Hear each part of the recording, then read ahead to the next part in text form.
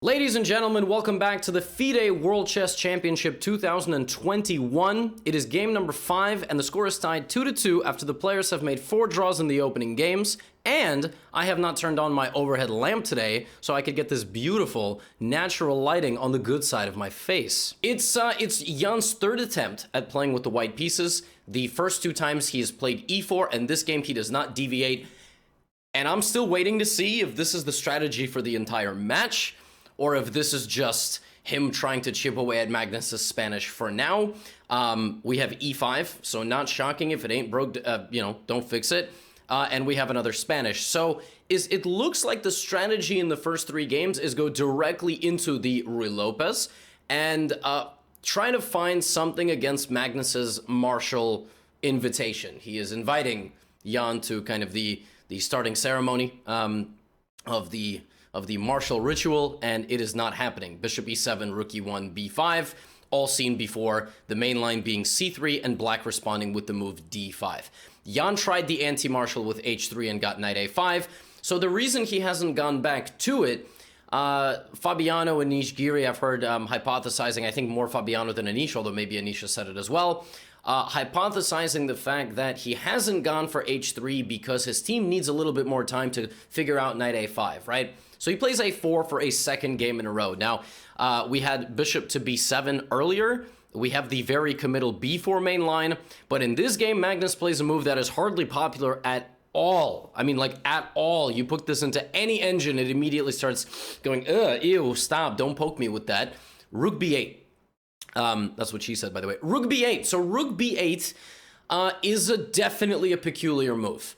The point is that it's another way to deal with AB, and not lose your rook in the corner. That's why bishop b7 is also a main line.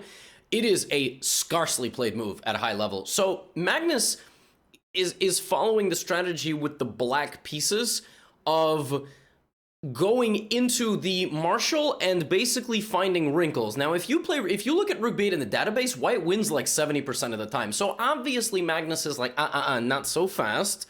Let's just get a position and then let's play through it and let's see what happens. So we have AB, but Jan hardly surprised at all and plays the move h3. Now, it's important to note, Magnus actually played rook b8 before. So this is not a total shock to Jan.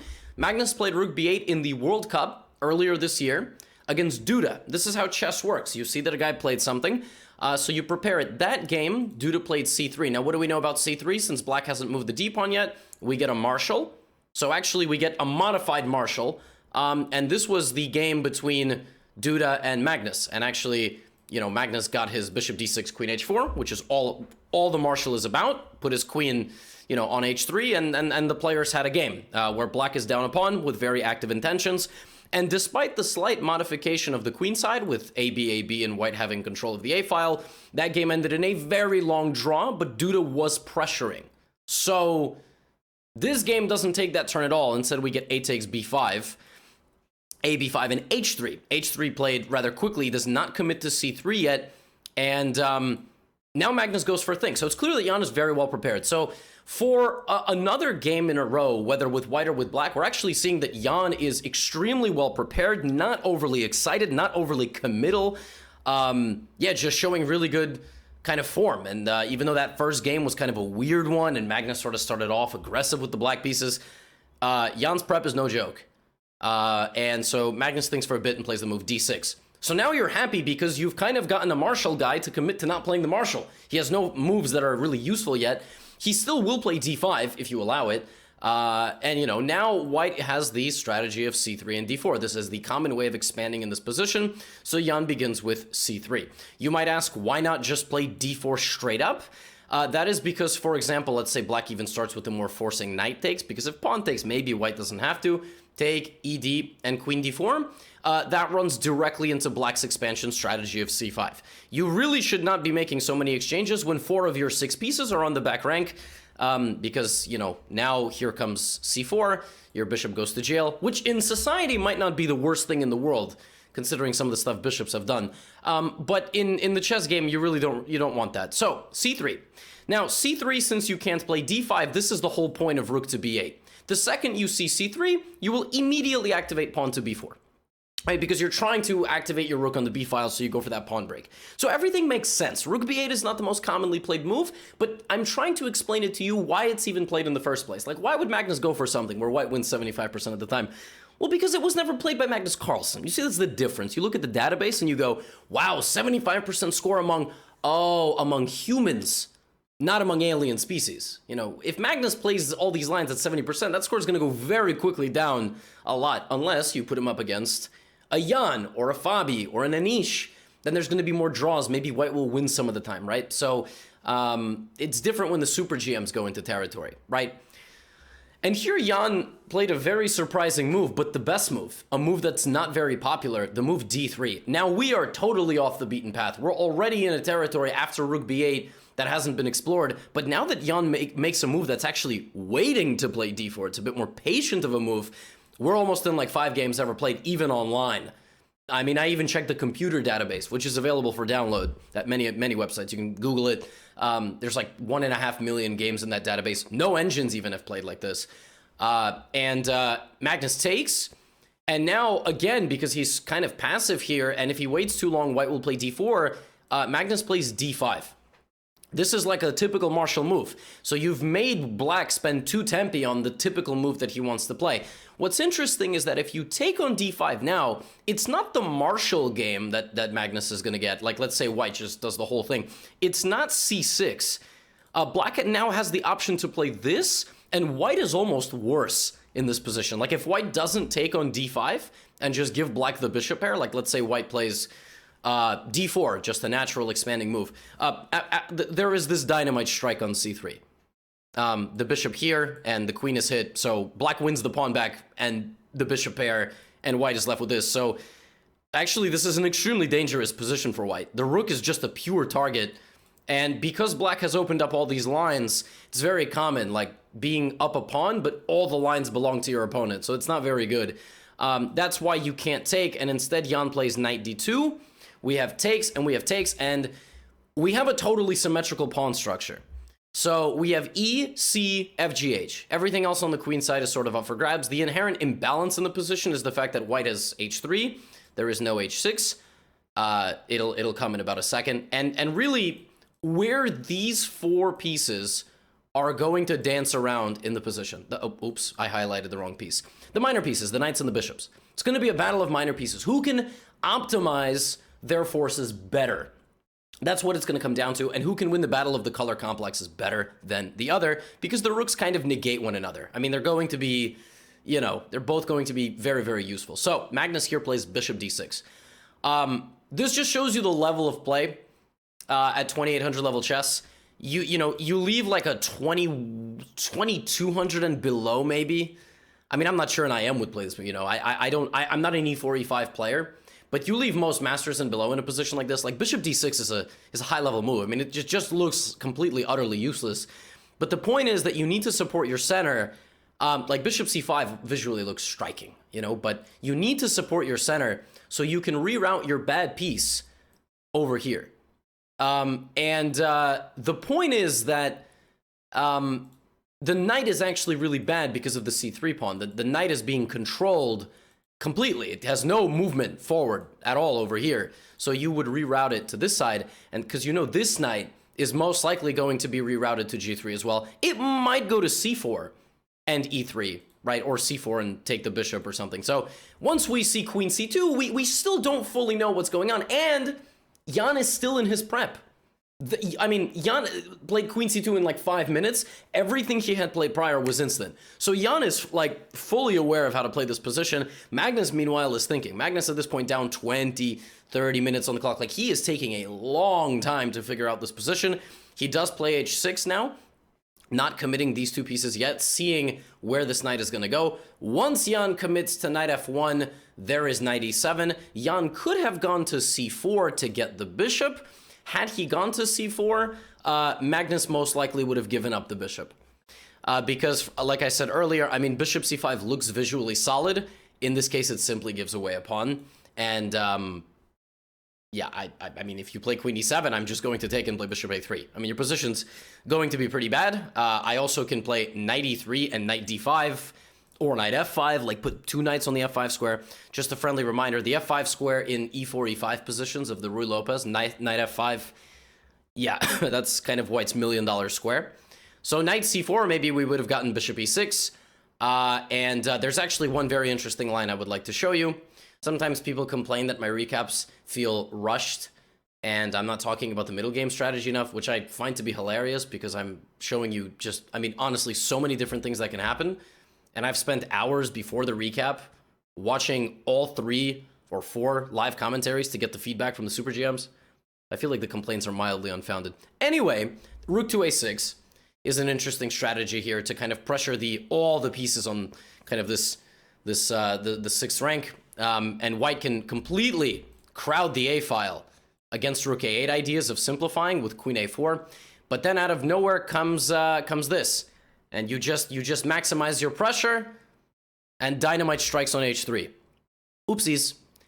And yeah, that's pretty terrifying. Keep this sacrifice in mind, by the way. This is also a typical Ruy idea if White commits all the pieces to the other side of the board. We're going to keep this in mind. So knight comes back to f1 in the live game. Both players now put their knights on the g file. This is also common Ruy stuff, e4, e5 stuff. The knight has been transferred to a potential also infiltrating square on f4, just like White has the infiltrating square on f5. And this is the critical moment of the game. Here, the live broadcasts of China were suggesting, I think this is what Hoi Fan said when she joined chess.com, they were looking at just going straight away into Black's territory with knight f5. There are a lot of ways to play here, the most shocking of which is for Black to just take on e4, which looks ridiculous. How the hell can you get away with this? Well, if you take with the rook, there's bishop takes f5, which is really tragic. And if there's queen e4, there's rook b3. So you have to play knight takes h6 check first before you take back on e4. And after gh6, you don't take on e4 because you would lose the bishop, but there's this incredible move, bishop d5. So apparently the Chinese broadcast was talking about this. If you move this knight, you get hit with kaboom. And that's what the New Yorkers would call bing bong, and that's game over. So, of course, there is simply nothing to be done here. You lose h6, then you get checkmated. So, but it's still equal if Black plays king g7. So king g7 somehow is holding, and yeah, I mean, there's knight f5, right? So that's one possibility in this position. Another possibility, instead of what kind of happened in the game, well, actually, what Jan did was fine. I guess this is like the moment. White has a game plan here of pushing the c-pawn to c5.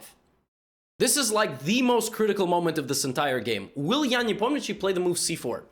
Because Magnus here has a few ways out. He plays the best move, which, just like bishop d6, is completely ludicrous. I mean, on a lower depth, my Stockfish likes this move. Sometimes you guys like to run your Stockfish to depth 50 and then write in the comments, and I'm completely for that. I'm not complaining about that at all. My desktop, for some reason, totally like explodes if I run my Stockfish past depth 35, like starts lagging. So you have a deeper engine than me, please do comment. But queen e8 is a fascinating move. It is apparently the most flexible option that Black has between controlling this diagonal, defending on this square, and preparing bishop to e6, trying to trade this bishop and queen e6. Grishuk with Naroditsky on Chess.com.ru was talking about rook e8 here and bishop e6, but queen e8 by Magnus is apparently a Stockfish suggestion. And now the big moment of the game is Jan going to play c4? Giri was talking about this. Anand was talking about this. Fabiano and the team of Hess and Wrench were talking about c4. The point is that you gotta play this move. Like it looks really anti-positional to close in your bishop, but the bishop can always go here, and the pawn is going here in the first place. Now, just so you understand, Black will never play c5. That is a grossly weakening move. The complex is now completely better for White because White has 2 open files and just a pure target in the position. Not to mention this. So c5 is a ugly, ugly move. I'm not sure Magnus would play that move even if he was at gunpoint. But this is kind of the game plan. And I, to be honest with you, I don't exactly know what would happen. I don't know if we would get bishop b4, just trying to escape the blockade, and then play c5, and this bishop just sort of hangs out outside of the pawn chain. I don't know if we would have gotten just allowing c5. So something like bishop e6, bishop a4, c5 is coming like this. This kind of looks terrible for Black, so I doubt we would have gotten this. I don't know. likely bishop b4, but we never got c4. We just never got it. I don't know. Jan played rook ed1 with the intention of just bringing, obviously, just the rook into play, the rook on e1 not doing a whole lot. But the problem with not playing c4 now is that Magnus is getting bishop e6. And if you play c4 in this position, it's still a possibility, but here comes queen c6. You say, well, I don't understand. Well, now there's no c5. Now there's no c5. You said, Levy, I don't understand. Why couldn't you play queen c6 back here? Well, because bishop a4, c5 would have still happened. Bishop on e6 prevents this move because queen takes pawn. So just the existence of the bishop on e6 prevents the entire c4 idea. It's now too late. So Jan plays bishop out to a4, and here we got bishop back to d7. The commentators here, Fabiano in particular, was looking at queen c8, and a completely ludicrous idea. White goes bishop a7, trying to trap the rook in the corner like this, and black now uncorks bishop takes h3. We would get bishop takes b8, bishop takes g2. I mean, imagine this in a world championship match. Look at this. Black down a full rook, sacrificing another bishop. Boom, boom. I mean, like coming in with the knight and the queen. And the craziest part is black is better here.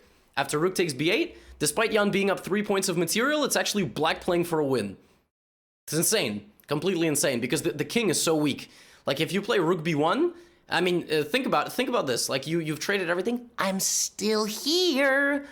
I'm like, I'm like an evil villain in a horror movie or something. I mean, I'm constantly threatening everything. Knight g4 is coming, and that's why he transferred his knights over there, because of all of these interesting possibilities of knight f4, knight g4. So this would have been totally nuts, but Magnus didn't do this because obviously Jan wouldn't have allowed this. I'm just, this is why we're here. He was like, no, I'm going to be solid, bishop d7. And I think at this point, this is the final moment in the game that the move c4 can happen. You can play c4 on its own, but there is bishop a4, rook a4, and just as it looks like white is on the cusp of making this move, black has a disgusting defensive resource. Feel free to pause and try to find it. And that defensive resource is this move. That is a disgusting move, and actually puts the exclamation mark on the entire rook b8 idea in the first place. And after queen b2, queen a4, it is black who has activated his queen, and actually white is trying to equalize. Probably. I mean, rook c1, still you can play, but I mean, so that's why you can't do that. And if you take on d7, then, I mean, this is the final moment that white could have tried this. And maybe like c5. The problem is that you're not threatening anything. And I mean, rook e8. And if you play like knight e1, defending your queen, threatening the bishop goes back to f8. And I mean, this could have happened. Yes, white then could have tried to claim that the pawn is actually an asset and not a liability, but black is soon going to have 4 pieces looking at it, so yeah, I mean, but this is a possibility. This could have happened. Instead of this, Jan played knight d2. The point of knight d2 is that he is trying to go to c4. But again, if bishop a4, rook a4, there is rook b2. So now he has to trade queens, and at this point, everybody started yelling, draw, draw. Oh, can't believe it. Symmetrical structure, pieces, draw. Okay, I'm done, draw. Oh my God, again. But not so fast. There's actually a tremendous amount of nuances in this position. Magnus goes to trade the rook. Obviously, that's what you do. Now, very important, you do not take the rook. You probably can. But when, in most cases, you have 2 rooks staring at each other, you want to win the battle for the file. Okay, this is an extremely useful thing for my lower rated audience. The higher rated audience already knows this, but you want to win the battle for the file. And now this is why we see rook b8. So we see both guys getting control of a file. Now, how does white make progress in this position? Of course, we need to move knight f5. What do we do with the bishop and the knight and the king, blah, blah, blah. So Jan plays rook a6. This is a good move. It just kind of hits everything on a most useful situation. What does Magnus do? Because if Magnus was like a 2300, he wouldn't be where he is. But it's kind of hard to defend this. And it's really hard to play the next 2 moves that Magnus played. He thought for a while here, and he decided to play knight e8. Just defending everything useful. Uncommitting the knight to anything.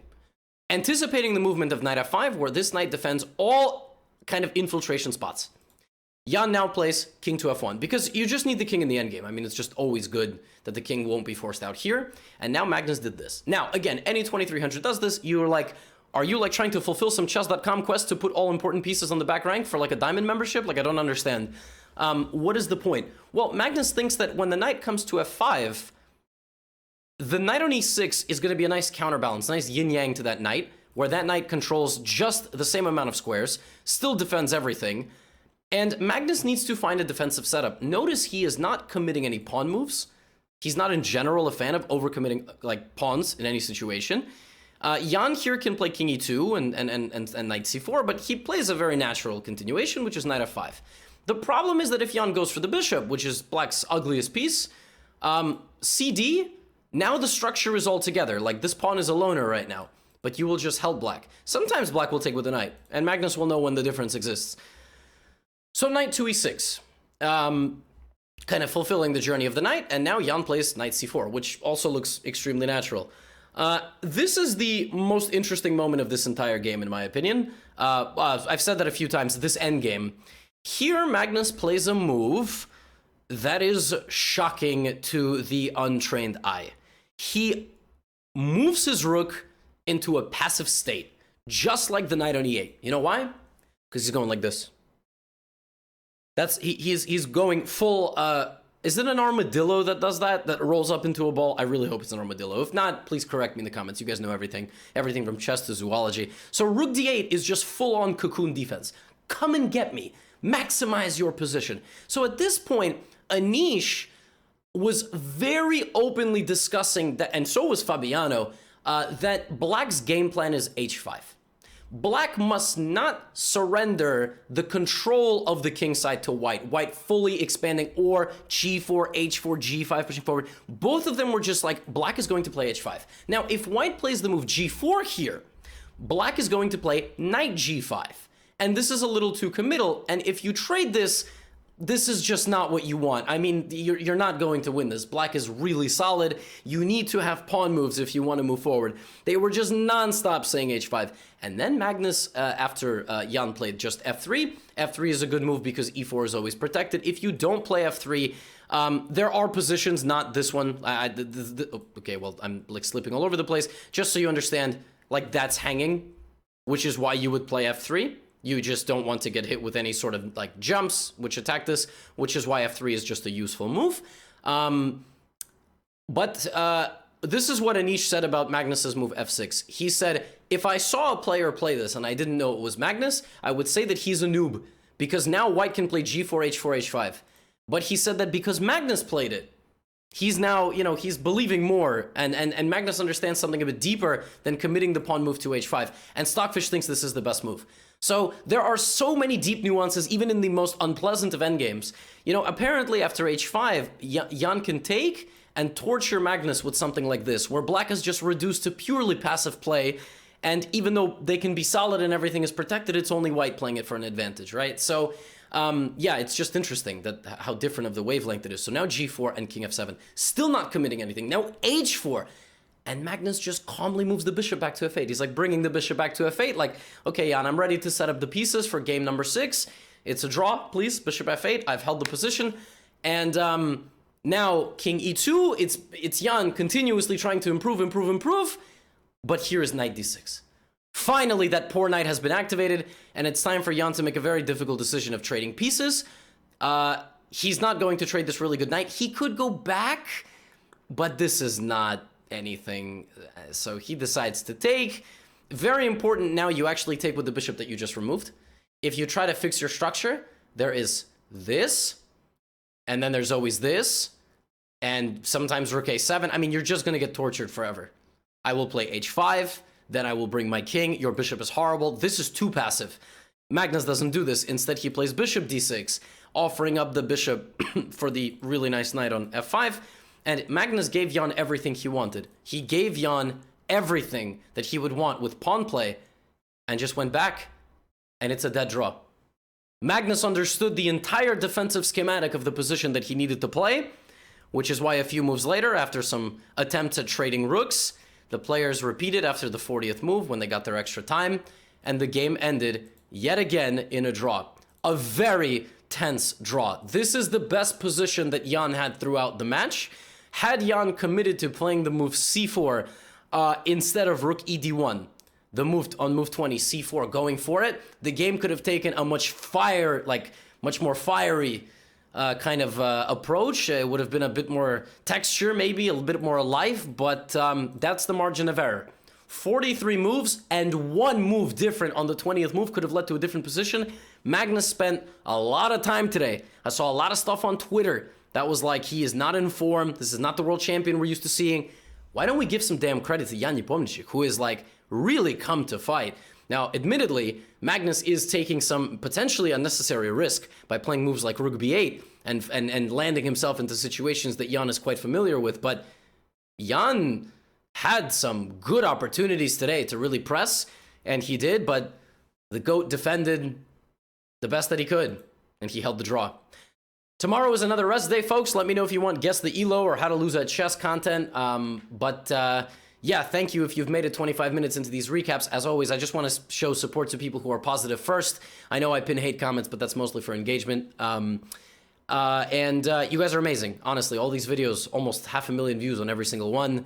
And I have also seen comments like, you know, you're rushing this and you're catering to a low-rated audience, which is honestly one of the stupidest takes ever, because I am spending the entire duration of the game that it's going on from 7:30 a.m. New York City time, looking at every database, studying all the live broadcasts to see all of the intricacies of their kind of analysis, and breaking that down from 4 or 5 hours to a 25-minute bite-sized thing for all of you. So people who are 2200 and below get something out of this. They find, you know, different intricacies and nuances of e4, e5, because I'm even learning stuff. So if you're 1800 and you're complaining that you're not learning stuff, it's time to look in the mirror.